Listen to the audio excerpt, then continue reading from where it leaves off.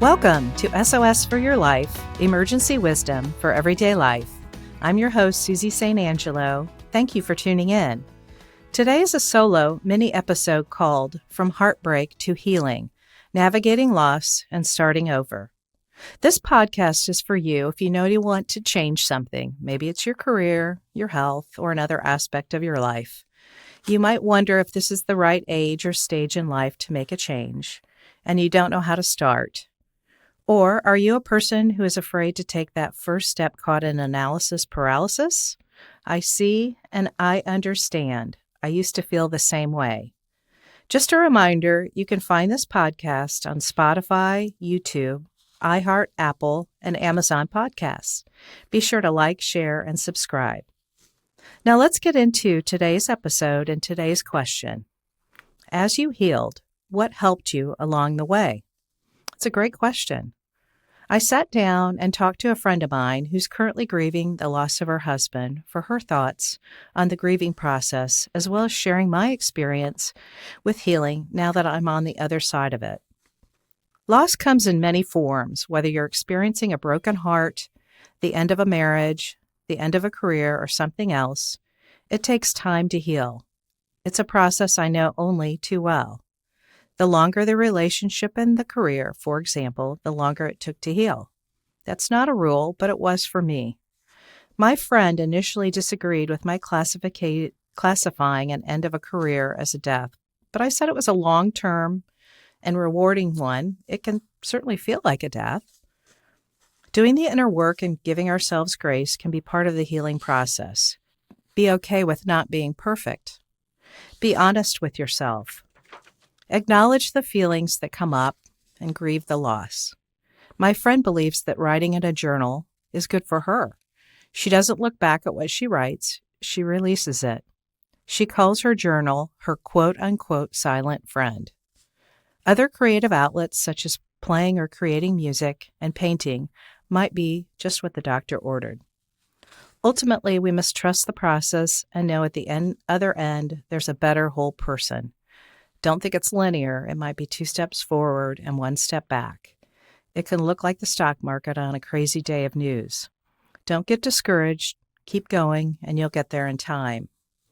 All of us want to say we are healed and happy. However, sometimes you don't know that you're healed until you're tested. It's not failure, it's progress. Healing can look like being alone a lot more than usual. In fact, it can look like isolation. Think about the R's. It can be a time to reflect, release, recharge, repair, and reboot. The thing is, you have total sovereignty. It's what works for you. Healing can take the form of breathwork and meditation, for example. Working with a breathwork facilitator, such as myself, can help you unblock negative energies, work through trauma, and get to a healthy state of being. Are you one who needs a group of people to talk through a problem? No problem. Maybe group therapy is the ticket. Here's my SOS. Set goals for yourself. Make a strong commitment to yourself both personally and professionally. It's hard when it hurts to move forward, but take a small step every day.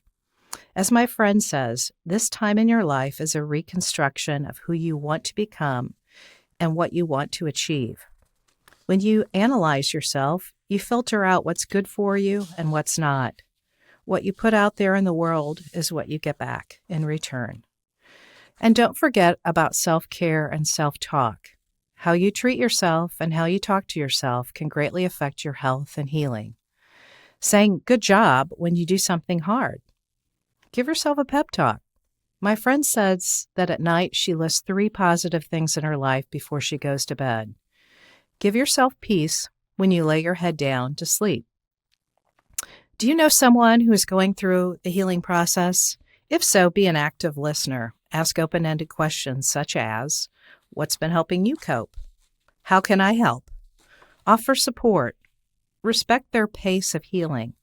Often just asking means the world to them. Well, friends, sadly, that's all the time we have today. Thank you for listening to SOS for Your Life, Emergency Wisdom for Everyday Life. Today's episode was about the process of healing. A quick reminder on how you can support this podcast: like, share, and subscribe. Send me a review or any questions you might have, and your question may be featured on an upcoming episode. Follow me on Instagram, LinkedIn, and Facebook. And if you'd like to be added to my weekly email newsletter, send me your email address. I'm happy to include you. And reach out to me if you're interested in learning more about coaching and breathwork. Until next time, take care and see you soon.